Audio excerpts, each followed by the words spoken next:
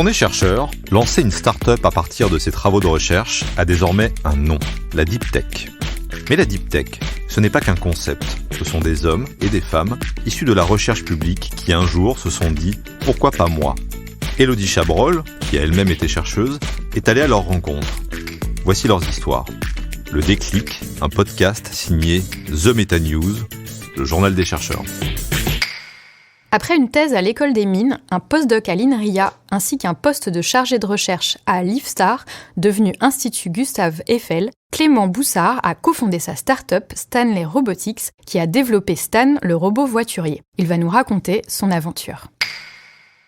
Bonjour Clément. Bonjour. Je suis ravie de t'avoir au micro aujourd'hui. Moi aussi, je suis ravi d'être là et de pouvoir partager mon expérience. Tout à fait. Je veux juste prévenir nos auditeurs qu'on fait ça à distance. Donc, si jamais on entend du bruit derrière, c'est parce que moi, je suis au studio et toi, tu es chez toi. Exactement. Dans cette période de confinement, je reste confiné. C'est très bien. Avec ton chien, mais c'est pas ça, on l'entend. Exactement, exactement. Alors, Stanley Robotics, qui fait des petits robots voituriers Stan, comment est venue l'idée ? L'idée, elle est assez simple en fait. C'est qu'on développait des véhicules autonomes dans les différents labos dans lesquels je suis passé, et donc notamment le dernier. Et en fait, on était toujours embêtés parce qu'en fait, les capteurs et l'intelligence embarquée qu'on mettait dans le véhicule changeaient tout le temps, changeaient régulièrement. Le truc n'était pas du tout stabilisé. En revanche, une voiture et la mécanique de la voiture, c'est un truc qui est complètement stabilisé et qui va pas changer. Et la durée de vie d'une voiture, elle est longue. Et donc, on va pas régulièrement changer tous les 3 ans un capteur parce qu'il y a un nouveau capteur qui vient d'arriver, ou mettre un ordinateur plus puissant parce qu'il y a un ordinateur plus puissant qui vient d'arriver. Et donc en fait on s'est dit toute cette partie intelligence qui progresse très vite de par les nouvelles technologies, pas fondamentalement dans les algos ou dans la façon de coder tout ça, mais plutôt le hard, la technologie propre, le matériel. On s'est dit en fait on va le sortir et on va essayer de voir si on peut en faire quelque chose. L'idée étant de pouvoir en fait partager cette intelligence, de pouvoir la entre guillemets plugger à n'importe quelle voiture.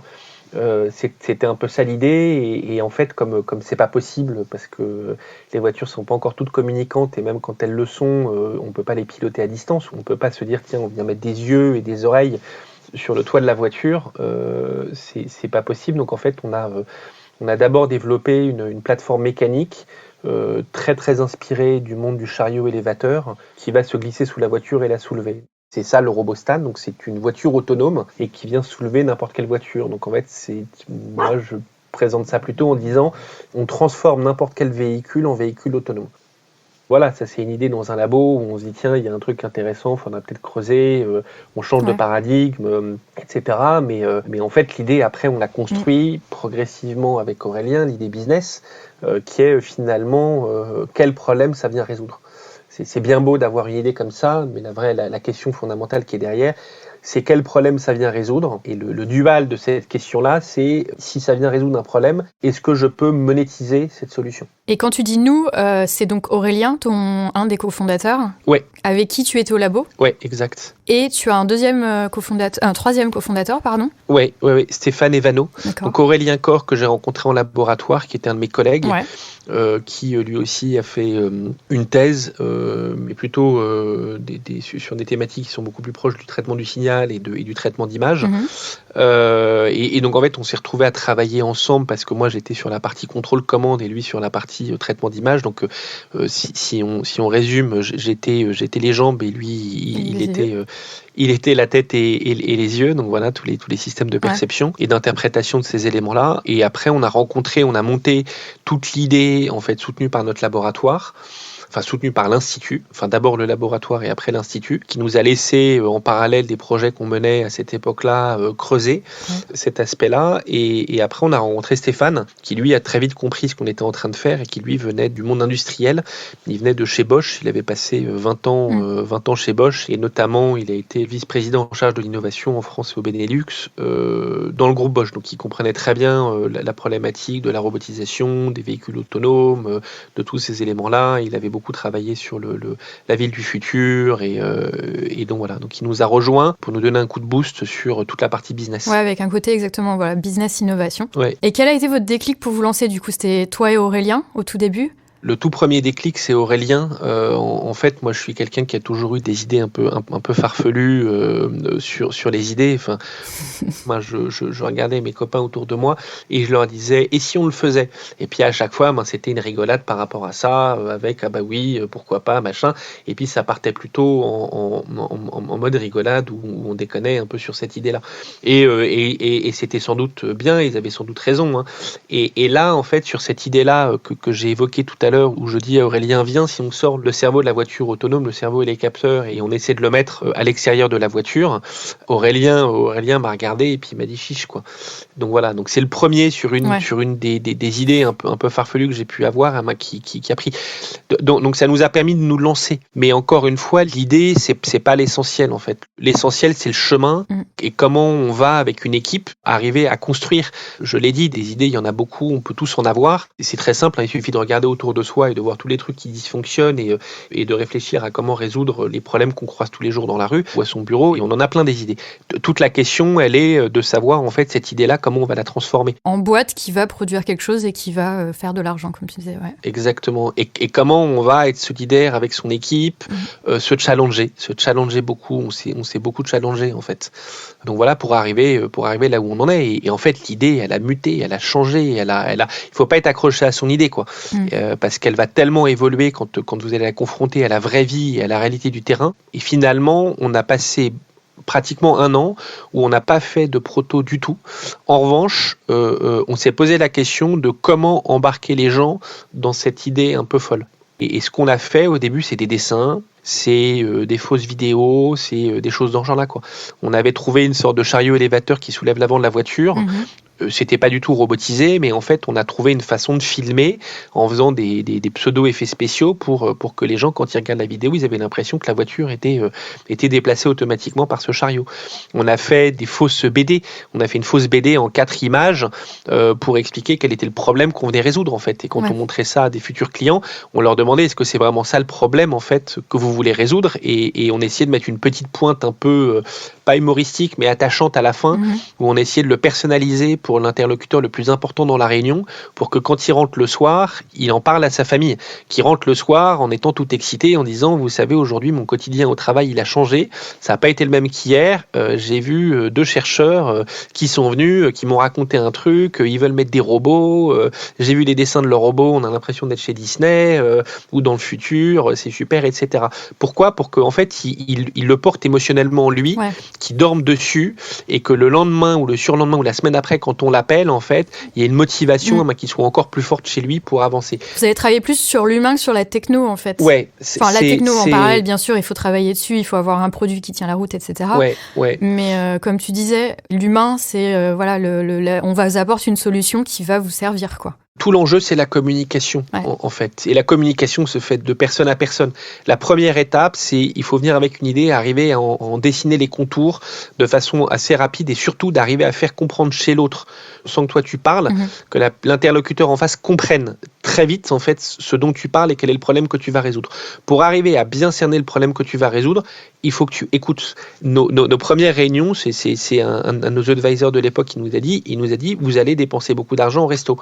Parce qu'en fait, au début, quand on appelle les gens et qu'on leur dit oui, bonjour, on a une idée, etc. Alors, quand on est chercheur, c'est super, ou ancien chercheur, on peut appeler les gens avec une casquette de chercheur, les gens sont ravis. Oui, bonjour, je vous appelle, j'aimerais comprendre votre métier, j'aimerais vous poser des questions, je suis chercheur et je travaille dans le domaine.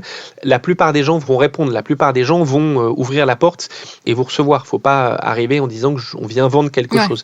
Et alors, la plupart du temps, ils sont un peu pressés, ils n'ont pas le temps. Donc là, on rebondit en disant, écoutez, j'aimerais bien continuer cette conversation, si vous voulez, autour d'un déjeuner, on serait ravis de vous inviter. Donc on a fait beaucoup de déjeuners et on a pris des notes, on a noté, on a etc. Et on a compris quel était le métier dans lequel on s'insérait. Il y a eu plein de fausses pistes, il y a eu plein d'endroits où on pensait que c'était pertinent, ça l'était pas. Et ça nous a permis de comprendre où est-ce qu'il fallait aller, mais on a beaucoup écouté. On a lancé beaucoup de questions ouvertes. Une fois qu'on a écouté, après c'est convaincre. Donc voilà, il faut trouver les bons arguments pour convaincre. Et c'est pour ça que je dis c'est une aventure humaine. C'est des clients, c'est des futurs employés, des futurs collaborateurs, c'est des futurs investisseurs. Et après, tout est dans la conviction et la force qu'on a et l'énergie qu'on y met pour essayer de convaincre avec les bons arguments. Et ça se façonne tout le temps. J'ai même pas fini encore sur cet aspect-là. Je continue à travailler toujours, à me poser la question de comment l'autre reçoit mon message, en fait. Comment je fais pour communiquer de façon efficace. De toute façon, la communication, c'est vraiment dynamique. C'est un travail qui évolue tout le temps. Voilà, on apprend comment le faire. Et puis au final, suivant les personnes qu'on a en face de soi, ça va complètement être différent. Ça va muter, etc. Un peu comme un certain virus, pardon. Alors, niveau challenge, t'as dit que vous étiez énormément challengés. Est-ce que vous avez eu des gros challenges, des choses un peu difficiles à surpasser? Ou est-ce que c'était au final, chaque étape, c'était pas plutôt du pas à pas? Comment ça s'est passé? Ouais, il a fallu qu'on apprenne à se connaître, en fait. Ouais. Les toutes premières réunions avant de monter la boîte, on a passé beaucoup de temps ensemble, avec Aurélien et Stéphane, même avec nos conjointes respectives. Parce qu'en fait, très vite, on a réalisé en fait qu'il fallait qu'on soit très soudés, que ça fonctionne très bien entre nous, qu'on mesure chacun ce qu'on apportait, parce qu'on n'apporte pas la même chose dans la façon de communiquer, dans la façon de voir les choses, etc. Et surtout, qu'on allait passer beaucoup de temps ensemble, en fait. On allait passer plus de temps ensemble, en tout cas les premiers mois, les premières années, on savait qu'on allait passer plus de temps ensemble qu'avec nos familles. Donc on voulait être sûr de bien se comprendre, que ça allait bien matcher. Donc on a passé du temps à aller boire des bières, à aller dîner, à aller faire des choses dans ce genre-là.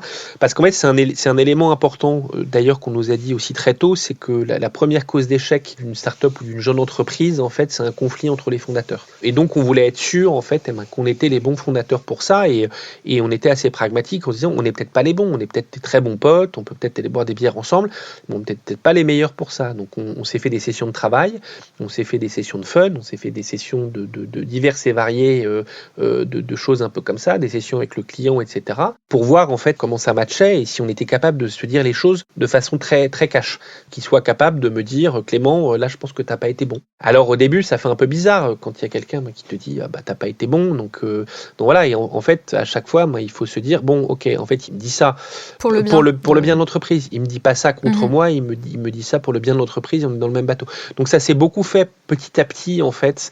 On n'a pas vraiment eu de choses à dépasser, mais on a beaucoup travaillé en amont. Je dis ça parce que on a même eu une personne extérieure qui est venue nous voir et qui nous a un peu aidé à essayer de mettre des règles de fonctionnement entre nous. Quelles sont les règles de fonctionnement, comment on se parle, à se poser la question, comment on est d'accord pour qu'on se parle. Par exemple, un des deux cofondateurs, si on est un peu direct et sec, ça le dérange pas du tout.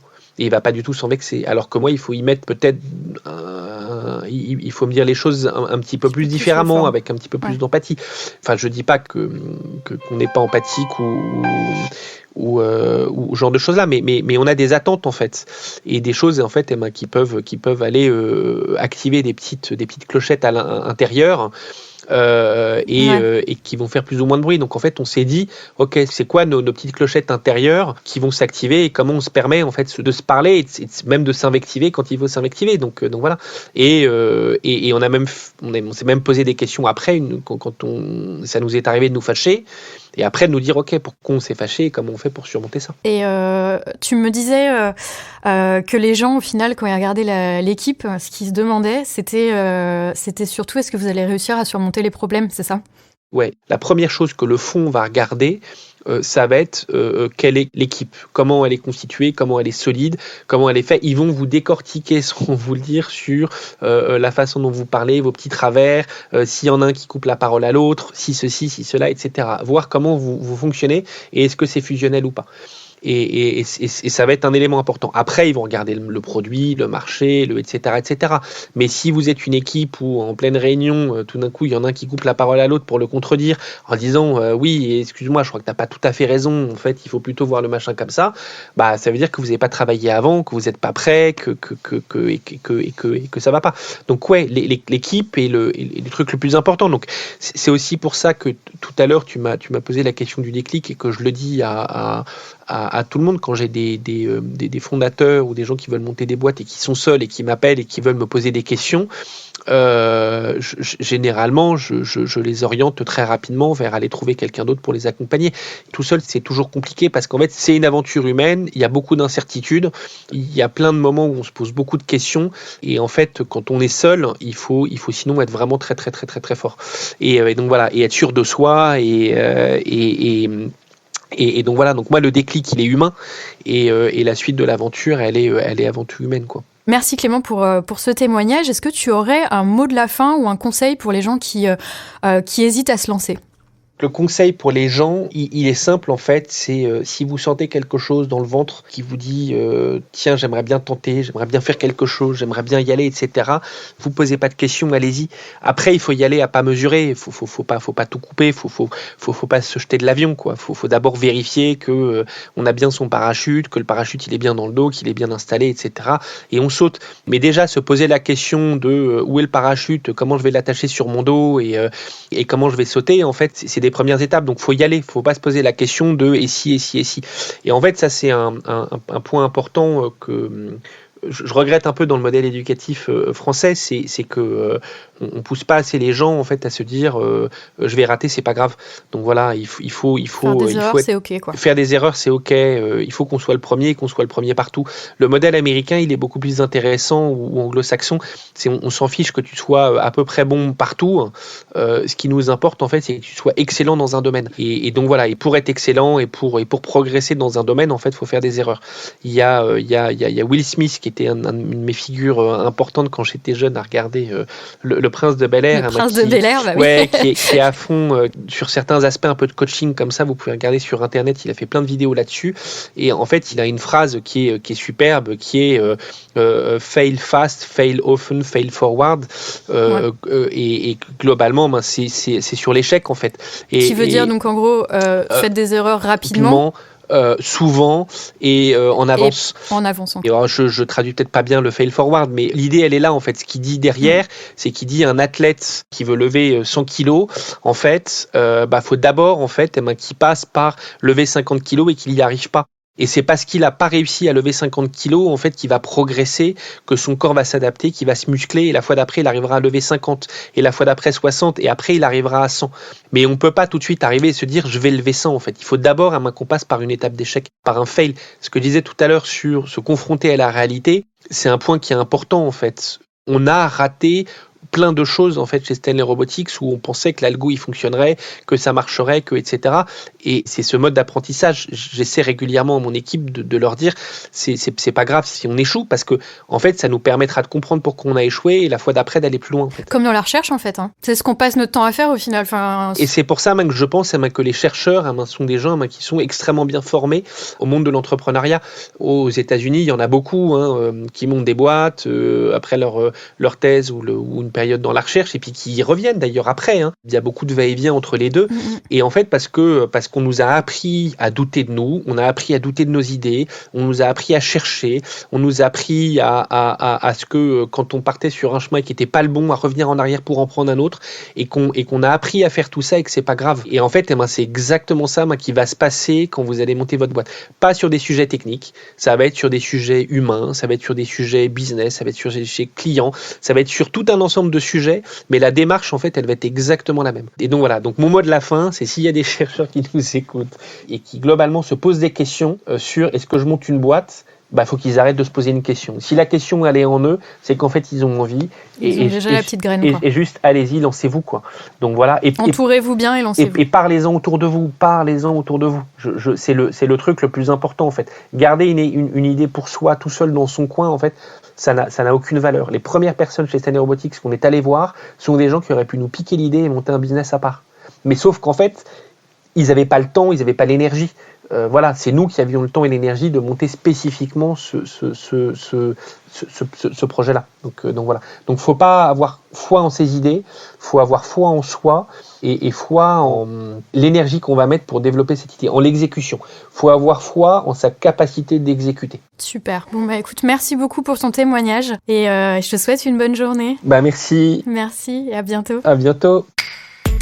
Ce podcast a été réalisé par The Meta News en partenariat avec BPI France dans les studios de Chez Jean Productions.